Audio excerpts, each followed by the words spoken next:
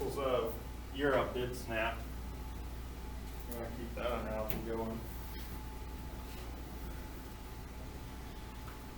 So the countries were keeping up with each other. They felt like they had to not appease one another, but out-muscle each other. And then at the very bottom, use it before you lose it. So if you are a smaller country and you have built up the biggest army you can probably build up, you better use it before someone just takes over. And it also became one of those things where like everyone's pointing a gun at other people, and it's like, okay, now that we have these powerful weapons, who's going to shoot first? Why are they going to shoot first? Should I shoot first before someone shoots me first? Technological advancements. Sometimes words are hard for Coach Collins. Technological advancements. Technology is super important in World War I. We talked about this a little bit in the reading, the first reading that we had. We kind of attribute it to today's technology and like cyber warfare. We talked about that. But technology of the time was made World War I one of the most deadliest wars in history up to this point. So the American Civil War is also known as the first modern war, and you can learn about that last year. We had rifles, they had like the Gatling gun, they had cannons, and more people died in the Civil War probably from like diseases, probably from lack of medical care. Less people died in World War I due to lack of medical care because the weapons were more sophisticated and more deadlier. You have machine guns. We're going to talk about how they fought World War I. It was also like one of the worst imaginable ways possible. The social studies teachers last year, because we're all like history nerds, there was a question going around. I was like, okay, what's the worst like war that you could have been like drafted to? So the American Civil War is up there, but World War I is by far like the worst one that you could, because as they develop these new weapons like artillery, like machine guns, like ships, you also have in World War I the use of chemical warfare, and we'll get to that in a second, where they're using like chlorine and poisonous gas and all these types of like horrible things that are now outlawed in war because we saw how horrible it was. You see the guys in you see the people in the middle picture on the right, the machine gun picture, they're wearing like these gas masks. That's because they were using chemical warfare.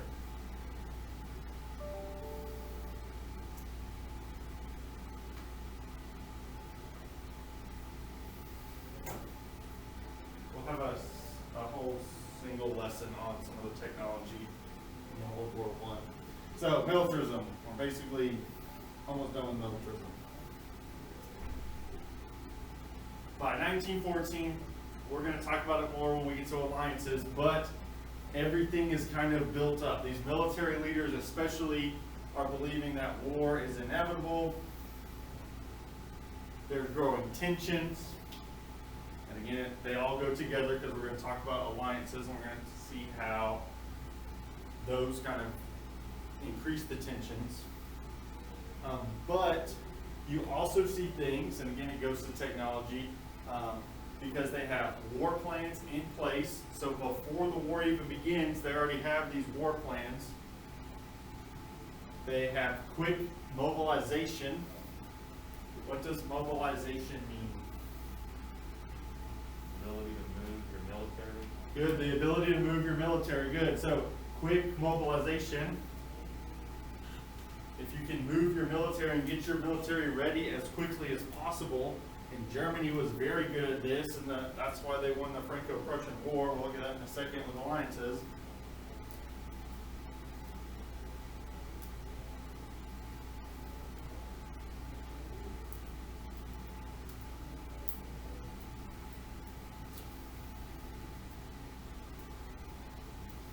Any questions about militarism?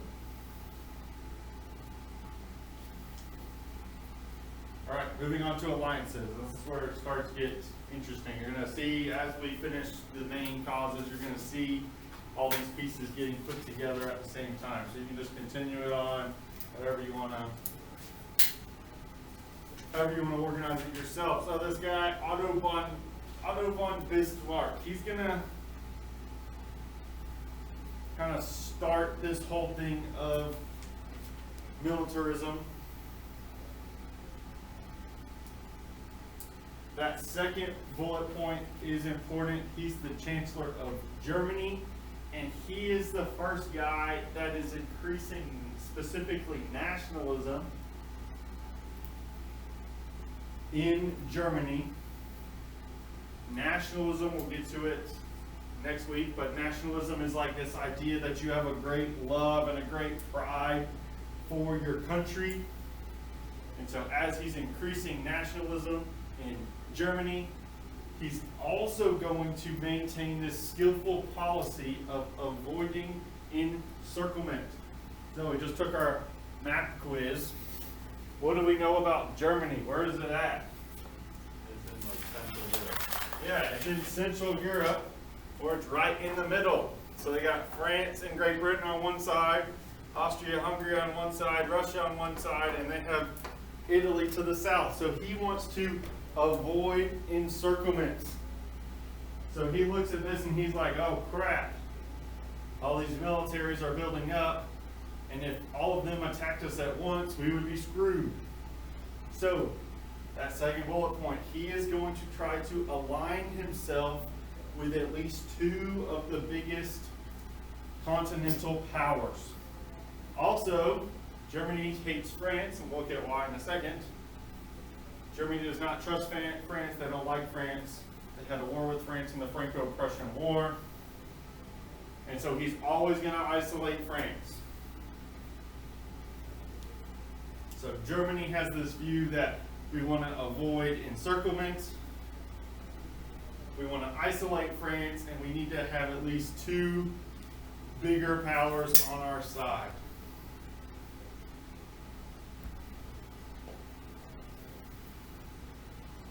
So this goes with geopolitics, geopolitical. We're going to see some geopolitical shifts during and after World War I. So we actually might have another map quiz looking at the Europe map after World War I. There's going to be two main sides that emerge. Make sure you know the Triple Entente and the Triple Alliance. There's going to be people flip-flopping. There's going to be smaller countries underneath those. The United States is going to join.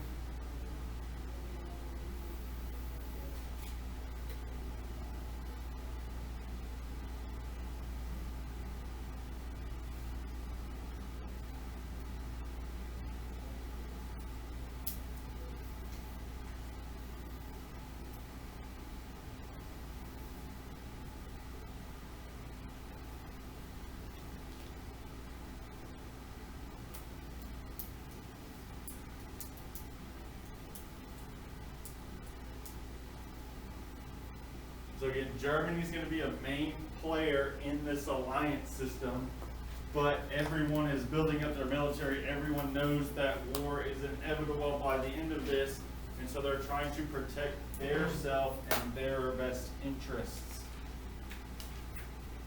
So here we go. Get that chart that I had passed out to you. Again, this is just kind of part of your notes.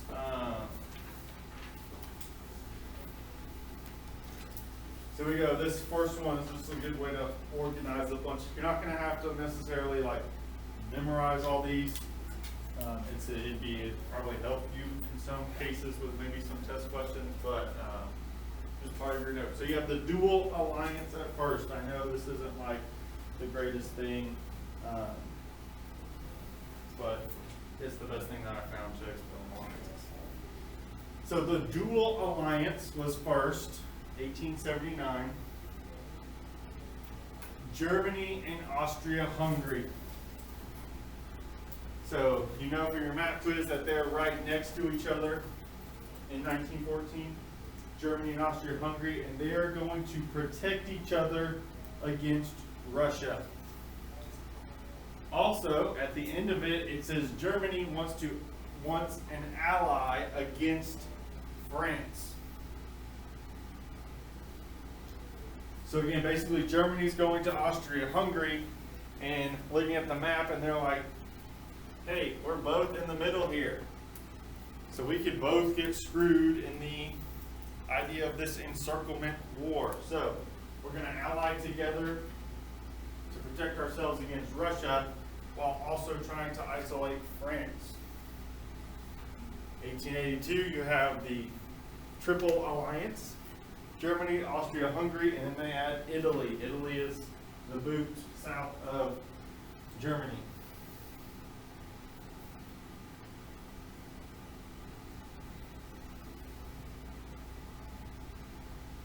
And again, Italy is added, and they're not siding with Russia. Remember, the one thing Russia is really good at is having a lot of people. That's why everyone's afraid of Russia. 1894, a few years later, the Franco-Russian alliance. It's pretty self-explanatory. The French are aligning themselves with Russia, because the enemy of my enemy is my friend. Russia is trying to protect itself against Germany. So again, Germany and Russia never formally talked, but they're kind of seeing lines drawn in the sand, and they're picking which side of the line they're going to be on. 1904, the Entente Cordiale. Britain and France, they're recognizing each other's colonial possessions, and we're going to talk about that when we get to imperialism, how France and Great Britain specifically are out colonizing Africa, they're colonizing Southwest Asia, they're colonizing the Americas, all because they have limited resources and they're looking to keep up with Germany. The Anglo-Russian Convention, Britain and Russia agree over spheres of influence, so they're getting along, arguing over Asia. 1907, you have the Triple Entente. So you have a friendship between France, Great Britain, and Russia.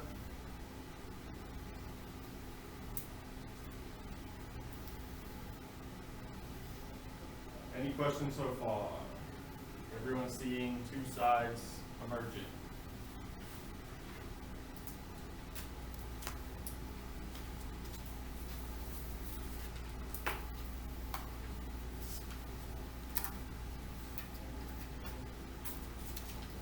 The Franco-Prussian War, this is going to be in like the 1860s, 1870s.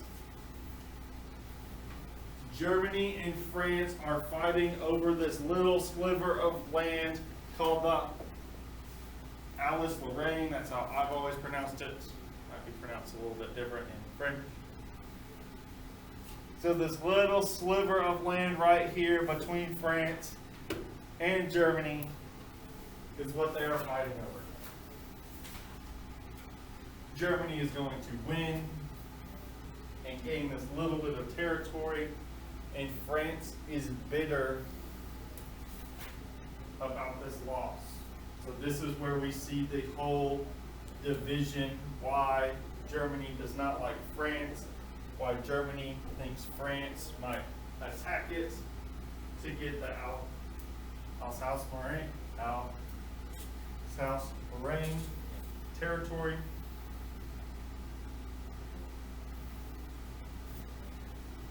So this is when Germany starts aligning itself with Austria-Hungary, starts aligning itself with Italy, trying to prevent the encirclement.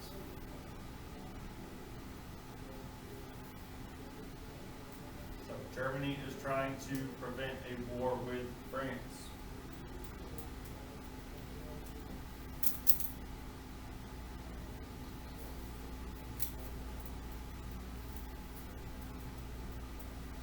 So we're going to look at the pros and cons of this dual alliance. Germany has a lot more pros. They want to align itself with Austria-Hungary because Austria-Hungary used to be part of this Prussian-German Empire. Austria-Hungary can be easily dominated by Germany. They're going to basically just listen to Germany, and Germany can kind of be like the older brother to it and say, hey, we're going to do this. Austria-Hungary is a guide to the Middle East.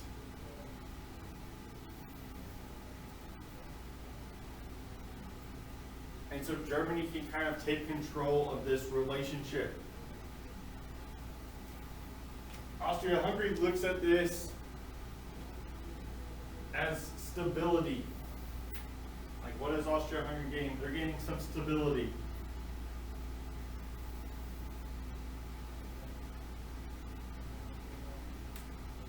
Also, when we think of great European powers, we usually don't think of Austria or Hungary. However, this is kind of bringing them up to that level that they're going to be viewed as a great power in Europe, and they're probably going to depend more heavily on Germany, and Germany's just kind of using them as an insurance policy.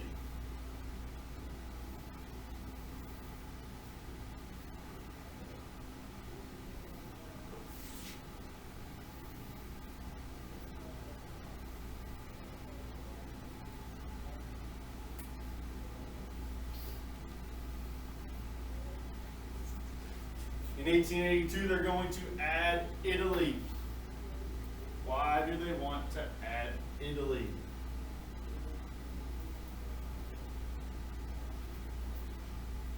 First, they want to add Italy so Italy doesn't attack them from the south. This kind of gives them a stronger foothold in Europe. If you're looking at a map, you can see the triple alliance with Germany, Austria-Hungary. Bosnia is going to be included in that. In Italy. Also, more importantly, at the bottom, it denies France of allies.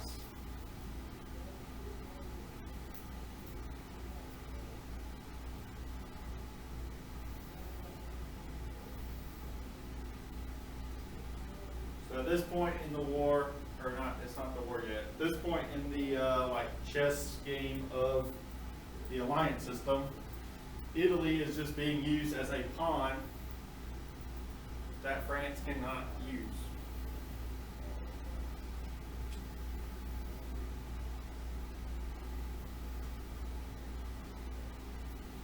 And again, you see the purpose of this triple alliance is important. The agreement is they're going to come to each other's aid if there is a war with one of the allied countries. So it's pretty much like the NATO agreement. Now we're going to learn about NATO and the Warsaw Pact, and the NATO agreement, which still stands true today, says if any NATO country is attacked, all the other NATO countries will come to its aid. Which is a little controversial, but it's kind of worked. We haven't had another world war. But why are we adding Italy? Tunisia in Africa is a French territory. So if you look at where Tunisia is on the map right there, it's really close to Italy. It kind of gives Germany and Austria-Hungary a little buffer where they can kind of move over quickly into Tunisia if they want to take it. Also the Balkans. Italy wanted to establish influence in the Balkans, and we're going to talk about the Balkans a lot during nationalism next week.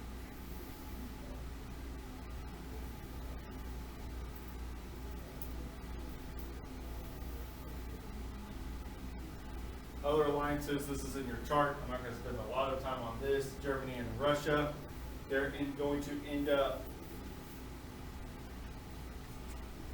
agreeing to stay neutral So they're like, we're not going to get involved in wars with each other. This is going to be broken. And again, all Germany is trying to do is isolate France. There's nothing else that you're getting from this. Germany doesn't like France, so they're trying to isolate France.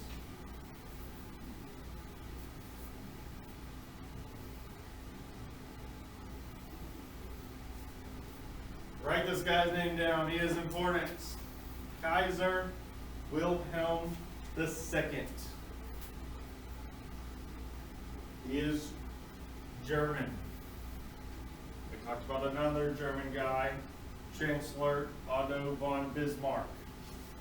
Does anyone know the difference between a Kaiser and a Chancellor? Anyone want to have an educated guess, maybe? Does one have to do more war? Yes, that's good. Anyone want to add to that? What did you say? Madison, one has to do more with war. Yeah, he's probably more like a general of some sort.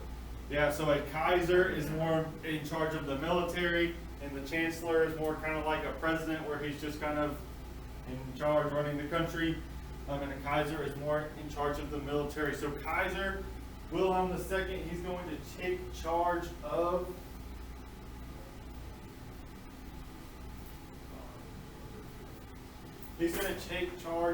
Germany. And again, since he's more militarily inclined, he's going to start being more aggressive. So you see that the third bullet point. He's going to have a more aggressive foreign policy. We're going to talk about it when we get to imperialism, I think. The Weltpolitik.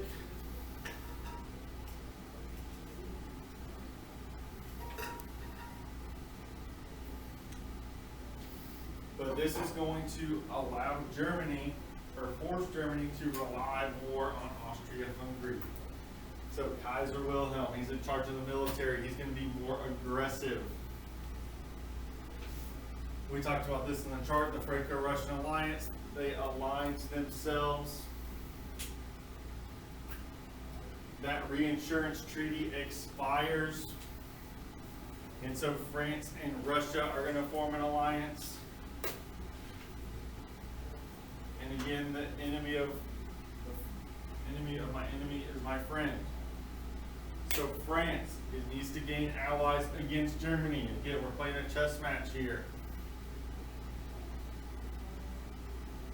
Russia, on the other hand, is saying Germany and Austria-Hungary are working close together. What if they attack us? We're going to want France to help us. This is checking Germany's power. So again, we're playing a chess match. Germany becomes more aggressive, so France then is becoming more aggressive. And remember, what is happening all this time militarily? What are all these countries doing? Building up their military, going through the Industrial Revolution, building warships.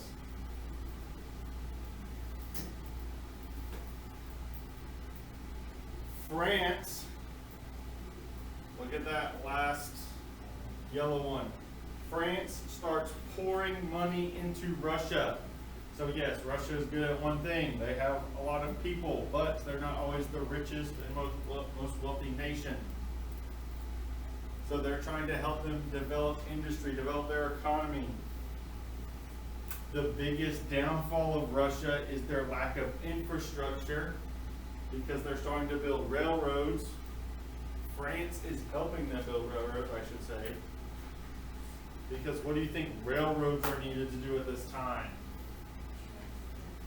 Transport stuff like people, so that whole term of mobilization, who can mobilize the quickest.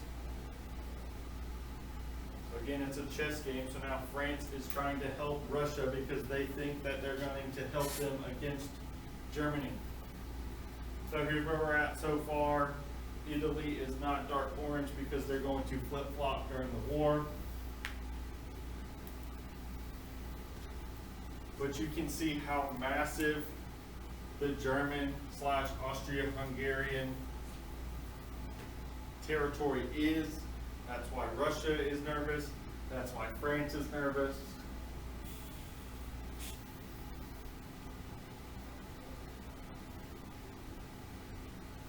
What is the difference between an alliance and an entente?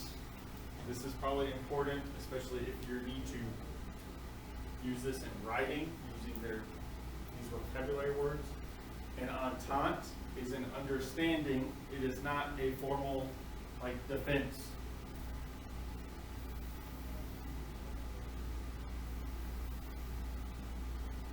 Say that again. An entente is an understanding. It is not a formal defense alliance that you are guaranteed to help each other. It's just kind of an understanding. Ententes kind of help improve situations, but they don't necessarily solve the problems when crap hits the fan.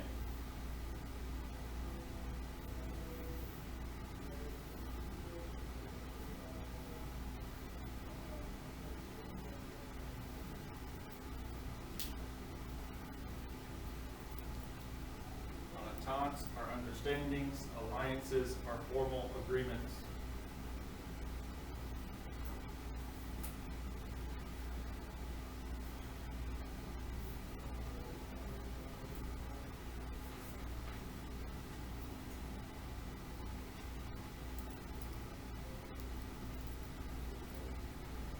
This slide is basically what Great Britain is going to bring to the table.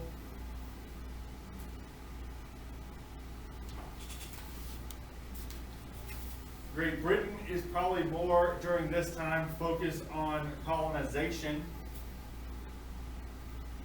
However, that second bullet point, their independent, quote-unquote, white dominions, New Zealand, Australia, Canada, will also be brought into this war if and when Great Britain is brought into this war. Also, the most important bullet point on this one is probably the third major one, so not the Canada, Australia, New Zealand, but Great Britain is going to promise to protect Belgium's neutrality. Let's figure out where Belgium is at. Hopefully you should know from your math quiz. So you have France, Germany, Belgium is kind of northeast of France and northwest of Germany. And it's kind of a barrier between Germany and France. Belgium, this entire time, we've not heard them until now, so they're trying to stay out of it. They're trying to stay neutral. Belgium is a very small country. They're going to have a small population. They're not a huge power at this point. Great Britain is like, hey, if you guys mess with Belgium, you're going to bring us into this war. We are here to protect Belgium's neutrality. On the same time, Serbia and the Balkans. We're going to talk about this when we get to nationalism at the end. That's why the Balkans are so important. This last one is also important. Russia, we know where Russia is. Serbia is going to be down here in the Balkans. The Russians and the Serbians have a common heritage. They have similar ethnic groups. They see each other as peers or as friends. Just Serbia is a much smaller friend. And so because they see each other as friends, Russia is now going to say they're going to protect Serbia, which we said at the beginning of last class, the assassination of Archduke Ferdinand is what's going to spark the war, and that has to do with Serbia and Austria-Hungary.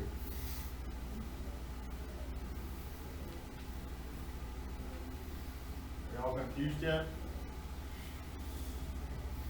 It's kind of confusing. Because soon people are going to start flip-flopping, and then we're going to be all confused.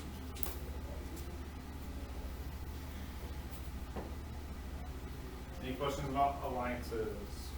We really need to get through imperialism today. Keep chugging along. Here we go. Kaiser Wilhelm II, this guy. So again, we're starting imperialism, which is like spreading your empire. Kaiser Wilhelm II. This term called Weltpolitik. Weltpolitik, it's a German word. It basically is like the world policy. He wants to spread. He wants to spread Germany's power. And again, he's going to try to do this using three things. One, build a huge navy. We talked about that a little bit with militarism. We talked about that a little bit with industrialization, building up their navy. They want to expand their power overseas. So again, all during this time, Great Britain and France mostly those two have been quickly and strongly expanding overseas because they have limited resources. Germany does not necessarily have limited resources.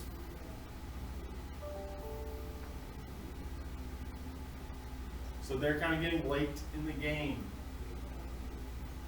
You're also going to see this support through propaganda for authoritarian rule.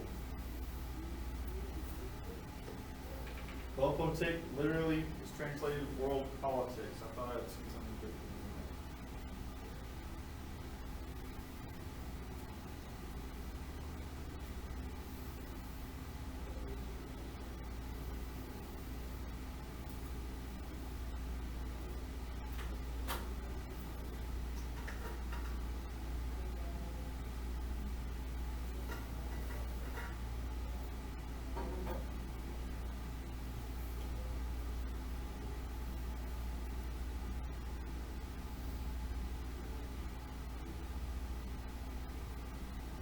We are going to skip this because we don't have our whole class period. We're going to skip this as well. Okay, and get through imperialism notes, and then we do have something to work on after, but it might be good homework. So imperialism. The basic understanding, again, during this time. So again, you have to remember all this is happening at the same time. Militarism, we're building up our military, we're building up technology, we're trying to get as much as we can. Alliances, they're trying to align themselves with certain countries to protect their interests. But this whole idea of imperialism is that whoever has the most territory, whoever is the strongest nation, is going to be able to control the weaker nation.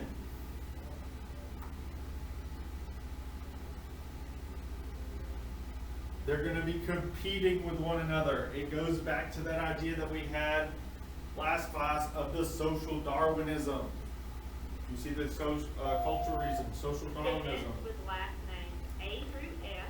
If you have a paper copy to be able to check out a Chromebook, you can go to the Learning Commons at this time. Any student with last names A through F can go to the Learning Commons to pick up your Chromebook if you have your signed paper. Economic reasons, obviously trade and resources. Because we're going through the Industrial Revolution, we're trying to build our military up, we're trying to gain as much territory as we can. Not all of us have resources for that, so we're going to be trading with other European countries, with others around the world. We're trying to set up colonies. We're expanding our power, we're expanding our sphere of influence. And again, all of this through the lens of social Darwinism. The survival of the fittest is what Darwinism is. Social Darwinism. It's basically Darwinism using people.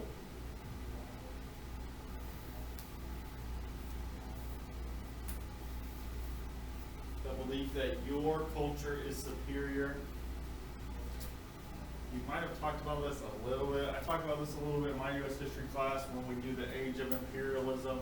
kind of during the same, a little in the early 1900s when the United States is annexing Hawaii, when the United States is going to Guam, when the United States is annexing Puerto Rico, the Teddy Roosevelt era.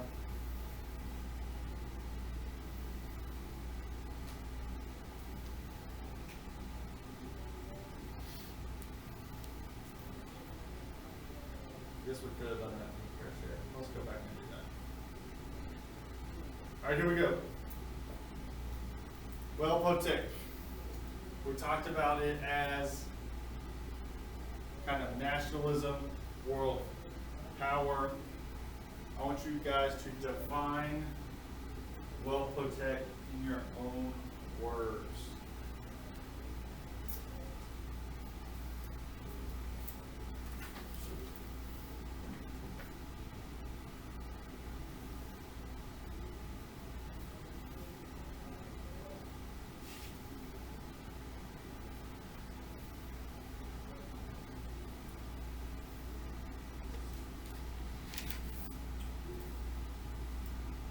After you define it, using your definition, I want you to explain why Kaiser Wilhelm II chose to use Wellpotek.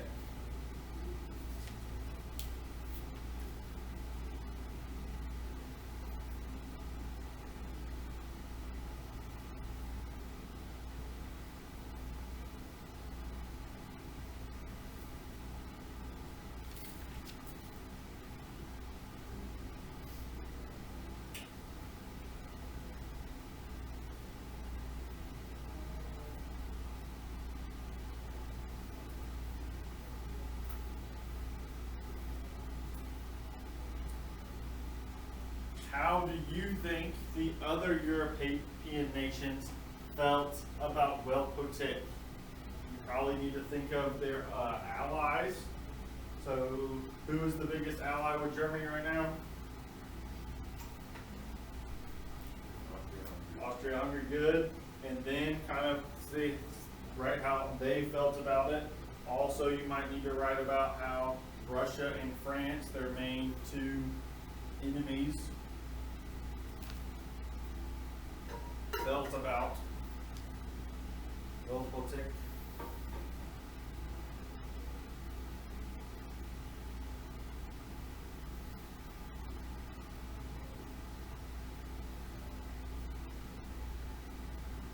And then lastly, I want you to answer this question: were they justified?